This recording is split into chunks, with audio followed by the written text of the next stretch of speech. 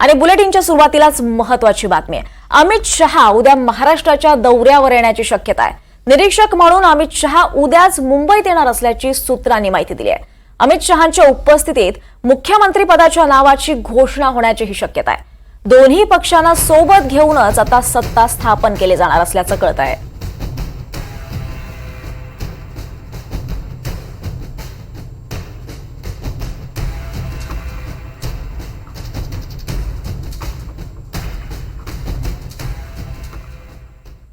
यावर अधिक माहिती देण्यासाठी आपल्यासोबत आपले प्रतिनिधी रामराजे शिंदे आणि सागर कुलकर्णी आपल्यासोबत आहेत। आपण त्यांच्याशी बातचीत करूयात। आधी मी रामराजे तुमच्याकडे येते।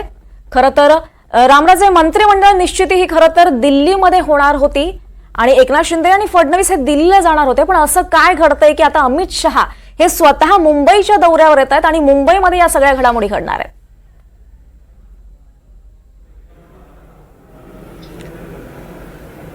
बिलकुल, खरं तर निकालाच्या अगोदर वेगळी परिस्थिती होती। निवडणुकीला सामोरं जाताना हे सगळे एकत्र दिसत होते आणि निकालानंतरची परिस्थिती ही वेगळी आहे असं दिसून येते। कारण एकनाथ शिंदे हे मुख्यमंत्री आहेत आणि मुख्यमंत्री पदावरचा दावा ते अद्यापही सोडायला तयार नाही आहेत। तर भाजपच्या आमदाराकडून त्याचबरोबर भाजपच्या नेत्यांकडून सुद्धा हे वारंवार पुढे येते म्हणणं की आता भाजपचाच मुख्यमंत्री द्यावा, कारण सर्वाधिक जागा भाजपच्या आलेल्या आहेत। त्यामुळे या द्वंद्वामध्ये कुठेतरी महायुती फसलेली आहे असं आपल्याला स्पष्टपणे दिसून येते। त्यामुळे आज अमित शहा यांच्यासोबत बैठक होणार आहे। त्यामध्ये देवेंद्र फडणवीस असणार आहेत, एकनाथ शिंदे सुद्धा असणार असल्याची आपल्याला माहिती मिळाली होती, परंतु ते आज येणार नाही आहेत। त्यामुळे अमित शहा आता ऑब्झर्व्हर म्हणून, निरीक्षक म्हणून महाराष्ट्रामध्ये जाणार आहेत आणि मुंबईमध्ये तिन्ही पक्षांना सोबत घेऊन पुढे जाऊ अशा प्रकारचा संदेश दिला जाणार आहे। परंतु एकीकडे मोठं यश मिळालेलं आहे। अशावेळी महायुतीमध्ये कोणतेही गालबोट लागू नये किंवा अनबन आहे असा संदेश जाऊ नये यासाठी भाजपचे पक्षश्रेष्ठीसुद्धा एक हालचाली करत असताना आपल्याला दिसून येत आहेत। आज देवेंद्र फडणवीस आणि अमित शहा यांची बैठक झाल्यानंतर स्पष्ट होईल महाराष्ट्राचा मुख्यमंत्री कोण। परंतु सूत्रांनी माहिती दिल्यानुसार देवेंद्र फडणवीस यांना मुख्यमंत्री भाजप करणार असल्याची माहिती मिळते। परंतु एकनाथ शिंदे यांची समजूत कशा पद्धतीने काढावी हा कठीण टास्क आहे आणि तो टास्क आता अमित शहा सांभाळणार असल्याची माहिती मिळते। नक्कीच। मी सागर तुमच्याकडे येते। सागर, खरं तर अशा चर्चा होत्या की आता फडणवीस मुख्यमंत्रीपदी बसणार आणि एकीकडे खरं तर शिंदे सेना सुद्धा या मुख्यमंत्री पदावर दावा करते, कुठेतरी त्यानंतर फडणवीसांचं नाव सुद्धा चर्चेत आहे। तर इतका सगळा महायुतीमध्ये सस्पेन्स का आहे मुख्यमंत्री पदाबाबत? मुळात एकनाथ शिंदे यांचा परत एकदा मुख्यमंत्री पदावर विराजमान होण्याची प्रचंड इच्छा आहे आणि त्यांच्या किंवा त्यांच्या समर्थकांचं असं म्हणणं आहे की एकनाथ शिंदेच्या नेतृत्वाखाली राज्यामध्ये पॉप्युलर योजना केल्या, त्याचा प्रचार केला गेला आणि त्यांच्या नेतृत्वामध्ये ही निवडणूक झाली। यामुळे एकनाथ शिंदेंना परत एकदा संधी दिली जावी। अर्थात ही एकनाथ शिंदेच्या बाजूची भूमिका आहे। एका बाजूला आपण असं म्हणतो की देशामध्ये किंवा राज्यामध्ये वेगवेगळ्या ठिकाणी भाजप ज्यावेळेस स्वतःच सत्ता स्थापन करतं त्यावेळेस भाजप कसोशीने कायम लक्षात ठेवतं की कोणत्याही परिस्थितीमध्ये त्या राज्यावर पगडा ठेवायचा असेल, त्यावर नियंत्रण ठेवायचं असेल तर त्यांच्याच पक्षाचा मुख्यमंत्री राहील। वास्तविकतेत एकनाथ शिंदे यांनी ज्या पद्धतीची भूमिका घेतली, उद्धव ठाकरेंची साथ सोडत भाजपबरोबर सरकार स्थापन केलं, त्यावेळेस भाजपाकडे जवळपास 104 आमदार होते, तरी देखील आणि इतर अपक्ष आमदार बरोबर धरले तर ती संख्या अधिक होती, तरी देखील देवेंद्र फडणवीसांनी एक भूमिका घेतली की नाही, एकनाथ शिंदेंना मुख्यमंत्री करायचंय आणि आपण सत्तेत राहणार नाही। पण कालांतराने भाजपच्या पक्षश्रेष्ठींच्याच आदेशाने एकनाथ शिंदे बरोबर देवेंद्र फडणवीस हे डेप्युटी सीएम झाले, कालांतराने अजित पवार आले, या सगळ्या घडामोडी झाल्या होत्या।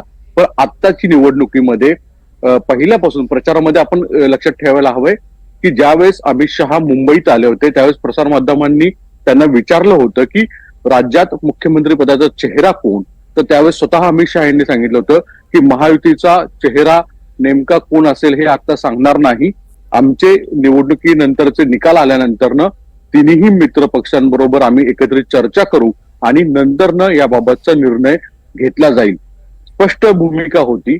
दुसरीकडे पंतप्रधान नरेंद्र मोदी हे नाशिक इथे उत्तर महाराष्ट्रामध्ये प्रचारामध्ये म्हटले होते की माझे मित्र देवेंद्र फडणवीस यांना भरभरून मतं द्या आणि त्यांची ताकद वाढवा. तशाच आशयाचं विधान अमित भाई शहा यांनी कराडमध्ये प्रचारामध्ये बोलले होते. देवेंद्र फडणवीसांचे हात बळकट करा, याचा अर्थ भाजपा संकेत देत होतं. आणि पूर्ण कॅम्पेन जर भाजपाची पाहिली तर पंतप्रधान नरेंद्र मोदी आणि राज्यात देवेंद्र फडणवीस यांचे एकत्रित चेहरे समोर आणत अशा स्वरूपाचे कॅम्पेन केले गेलं.